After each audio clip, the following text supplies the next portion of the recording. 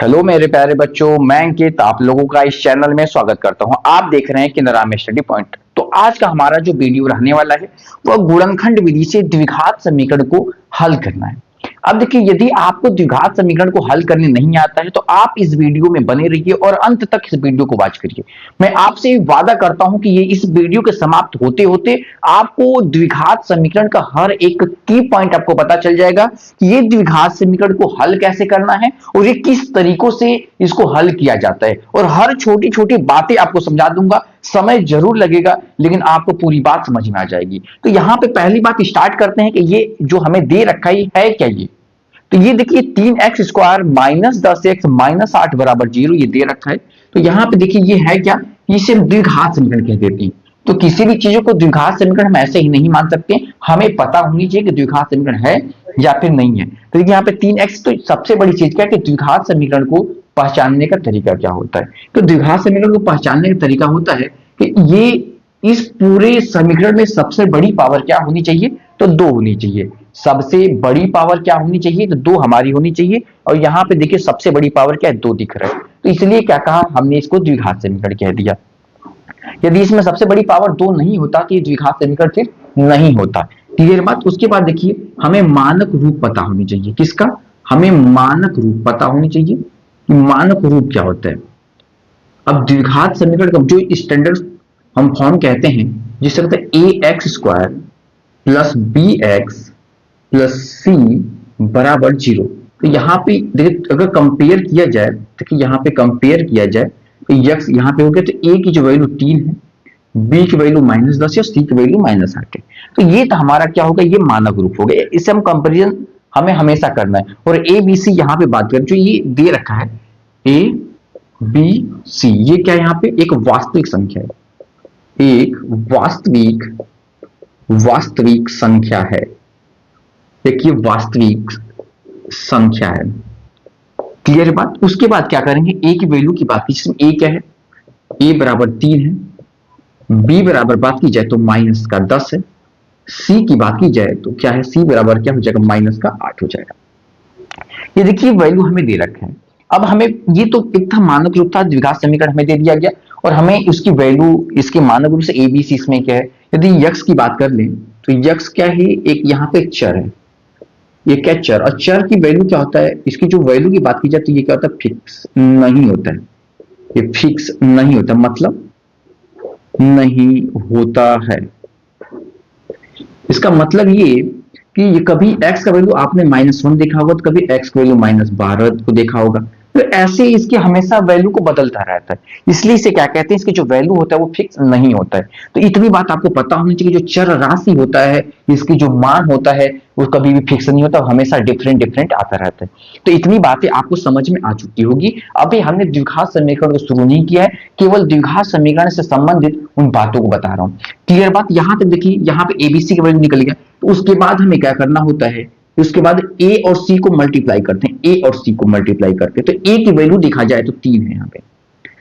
जब भी द्विघात समीकरण को सॉल्व करेंगे तो यदि ए की वैल्यू कुछ भी हो, यहाँ भले एक क्यों ना हो, लेकिन आपको मल्टीप्लाई करना होता है, यही सही तरीका होता है। 3 अगर -8 हो गया तो किसका मल्टीप्लाई करने पर प्राप्त हुआ, 24 प्राप्त हुआ। अब इन सिंबल को अभी इग्नोर करते हैं, तो मुझे इस 24 को ऐसा 2 फैक्टर लेना है कि इसकी जो बी के जोड़ने घटाने पे बी के बराबर होनी चाहिए और गुणा भाग करने पर 24 के बराबर होनी चाहिए। तो देखिए यहाँ पे जो बना, कई फैक्टर बन सकता है।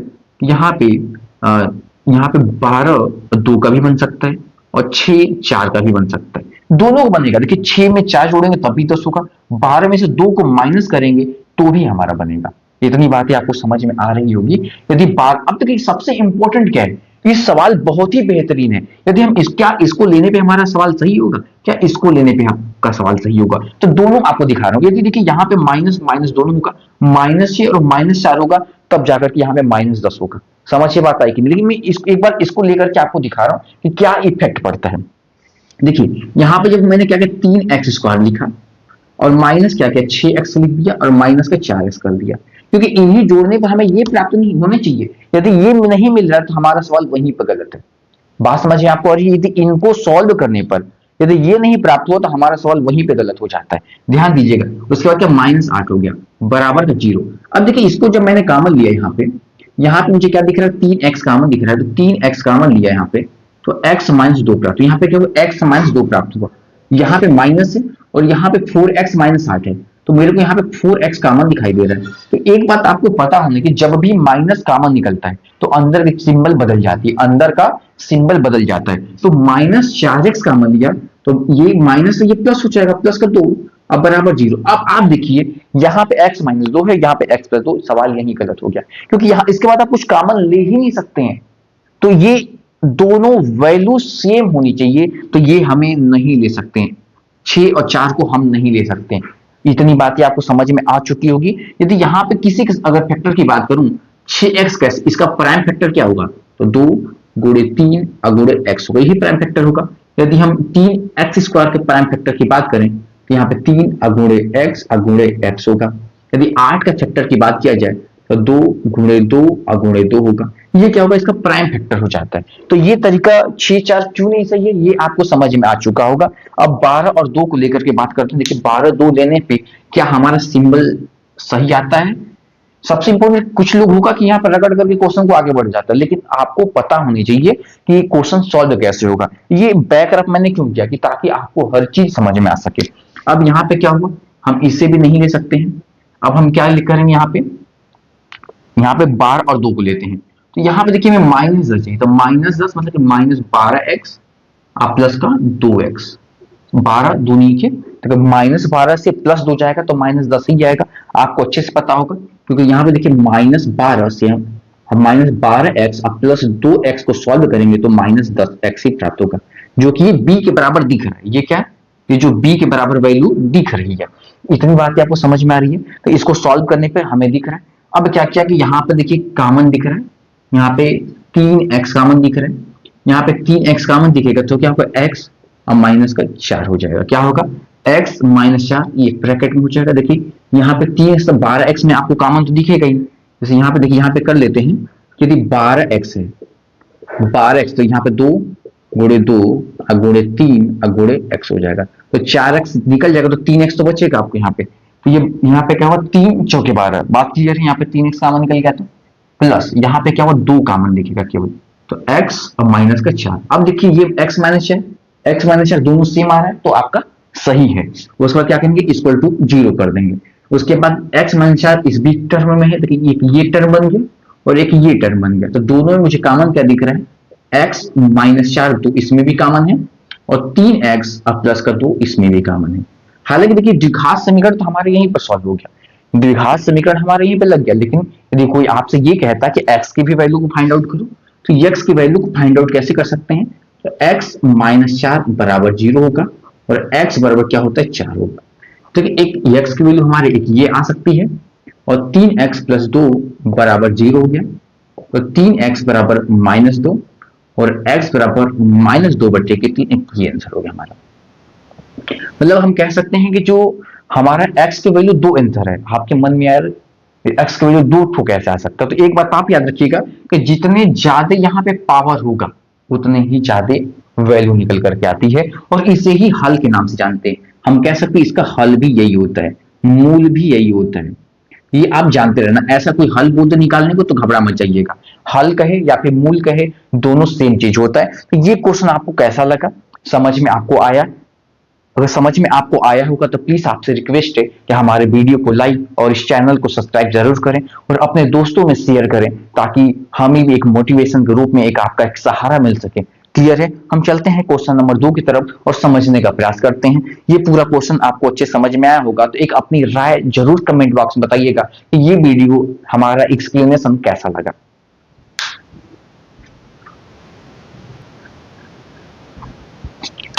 अब देखिए ये क्वेश्चन नंबर 2 हमारा क्या है कि 9x square minus 9x plus 2 बराबर 0। पहले इंपॉर्टेंट क्या है कि क्या देखिए ये द्विघात समीकरण है या नहीं है। तो इसमें सबसे बड़ी पावर क्या है, 2 है, तो भैया ठीक है द्विघात समीकरण है, और बराबर में इसके 0 भी दे रखा है, तो द्विघात समीकरण है। ठीक है, उसके बाद मानक रूप लिखते हैं इसका, तो a x स्क्वायर प्लस का bx प्लस का c बराबर 0। तो यहाँ पे देखिए हम वैल्यू को डिनोट करते हैं। यहाँ पे एबीसी की वैल्यू कितनी दे रखी है, तो यदि यहाँ पे बात करें a की वैल्यू कितना दे रखा है, तो 9 दे रखा है। b की वैल्यू कितना दे रखा है, तो बी की वैल्यू भी 9 ही दे रखा है, -9 है, और सी की वैल्यू कितना दे रखा है, तो 2 दे रखा है। बात समझ में आपको आ रही है? उसके बाद मैंने आपको बताया था कि ए का सी में मल्टीप्लाई करना है, चाहे कोई भी आप लगा रहे हैं, ए का सी में मल्टीप्लाई करना है तो 9 गुणे 2 करेंगे तो कितना होगा, यहाँ पे 18 होगा। और इन 18 को मुझे एक ऐसा दो फैक्टर करना है कि जोड़ने घटाने पे बी के बराबर होनी चाहिए। तो हमने देखा क्या ऐसा क्या हो सकता है, क्या हो सकता है, 18 के जब दो फैक्टर करेंगे तो 6 और 3 हो सकता है, 6 और 3 हो सकता है। इसको जब भी जोड़ेंगे घटाएंगे जो भी करेंगे तो हमें क्या बी के बराबर आएगा। तो बी की वैल्यू कितना दे रखा है, तो 9 दे रखा है, तो ठीक है, ये हमें एक फैक्टर मिल गया। तो यहाँ पे देखिए लिखते हैं, यहाँ पे देखिए इक्वल टू करते हैं 9x स्क्वायर माइनस क्या करेंगे, यहाँ पे माइनस 6x और माइनस 3x। तो 6x में 3x जिस यहाँ पे लिख लेते हैं -6x और -3x को सॉल्व करेंगे तो -9x होगा। ये भी माइनस नंबर, ये भी माइनस नंबर, जब दोनों जुड़ेगा तो -9 ही वैल्यू इसकी निकल करके आएगी। क्लियर बात? उसके बाद -6x -3x अब प्लस का 2 बराबर हम 0 लिख लेंगे। ये इतनी बात आपको समझ में। अब देखिए हमें कॉमन लेते हैं, यहाँ पे सभी का हम प्राइम फैक्टर कर लेते हैं। तो 9x स्क्वायर का देखा जाए तो 9x स्क्वायर को 3 गुणे 3 गुणे x गुणे x हो जाएगा। ये 9x स्क्वायर का 6x की बात करें तो अगर 3 गुणे 2 गुणे x हो जाएगा। 3x की बात किया जाए तो 3x क्या होगा हमारा, 3 गुणे x हो जाएगा। 2 की बात करें तो 2 क्या होगा, 2 एक प्राइम नंबर है तो 2 गुणे 1 हम लिख सकते हैं। अब देखिए यहाँ पे कॉमन आपको दिखाई दे रहा होगा, इन दोनों में कॉमन क्या है, 9x में क्या कॉमन दिखाई दे रहा है, तो यहाँ पे 3x कॉमन दिखाई दे रहा है। तो जब 3x कॉमन दिखा यहाँ पे तो 3 यहाँ पे 3x कॉमन लिया तो 3 तो लिखे 9, यहाँ पे 3x हो गया, -2 बचा यहाँ पे, माइनस यहाँ पे क्या कॉमन दिखा, केवल 1 कॉमन दिखाई दे रहा है।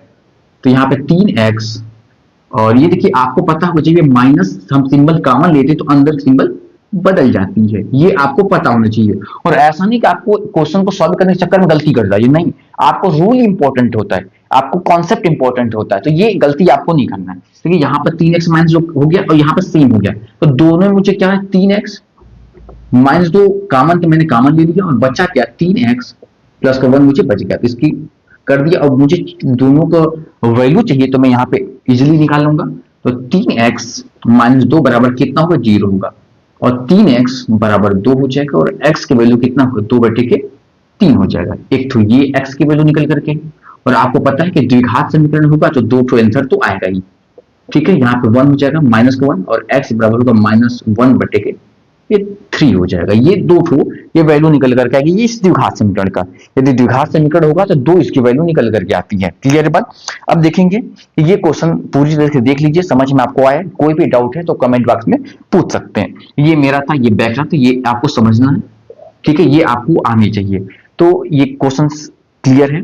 चलते हैं अपने क्वेश्चन नंबर 3 की तरफ, क्योंकि एक क्वेश्चन में पूरा एक्सप्लेन किया और उसके बाद 2 क्वेश्चन को स्पीड में तेजी से खत्म करने का प्रयास करूंगा, ताकि ये आपको ना लगे कि एक इस क्वेश्चन करने में इतना बड़ा समय लग सकता है। नहीं, आपके प्रैक्टिस के ऊपर डिपेंड करता है कि कितना अच्छा प्रैक्टिस है। मैथ को कम समय में भी सॉल्व किया जा सकता है, लेकिन आपकी अच्छी प्रैक्टिस होनी चाहिए।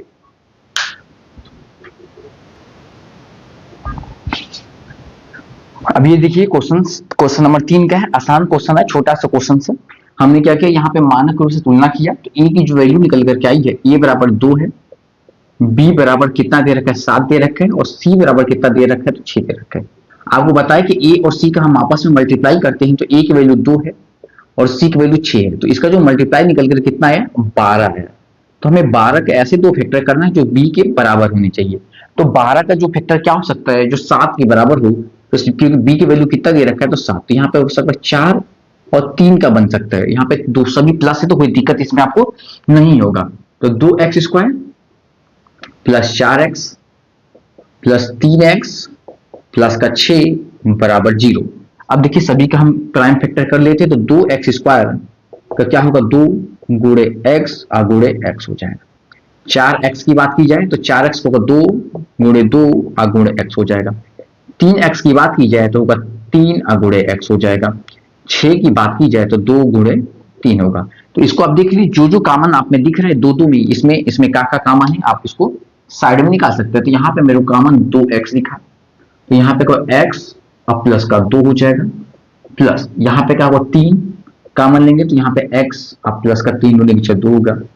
अब देखिए ये वैल्यू आपस में बराबर, ये आपको आएगा, यदि नहीं आता है तो आपको यहाँ पे गलत होता है। तो x प्लस 2 जब हम कॉमन निकालें तो 2x प्लस का 3 हमें क्या बच जाता है, ये बच जाता है, ये वाली चीजें। तो इसके बाद हमने क्या किया, अब हमें चाहिए हल चाहिए इसका, तो x प्लस 2 बराबर 0 हो गया। तो x बराबर क्या होगा, माइनस का 2, एक ये आंसर हो जाएगा। एक होगा 2x प्लस 3 बराबर 0 होगा, तो 2x बराबर होगा -3 और x बराबर होगा -3/2। ये हमारा क्या होगा, ये आंसर निकल कर के आएगा। तो देखिए ये हमने 3 क्वेश्चन आपको समझाया, और ये वीडियो आपको कैसा लगा आप कमेंट बॉक्स में कमेंट करके जरूर बताइए कि जो ये हमारा मेहनत है आपको रंग ला रहा है या फिर नहीं ला रहा है, क्वेश्चन आपको समझ में आ रहा है नहीं आ रहा है। जो भी आपकी राय है आप कमेंट बॉक्स में जरूर कमेंट करिए, और इस वीडियो को मैं यहीं समाप्त करता हूं। जो भी डाउट्स आप कमेंट बॉक्स में कमेंट कर सकते हैं। Thank you for watching. जय हिंद, जय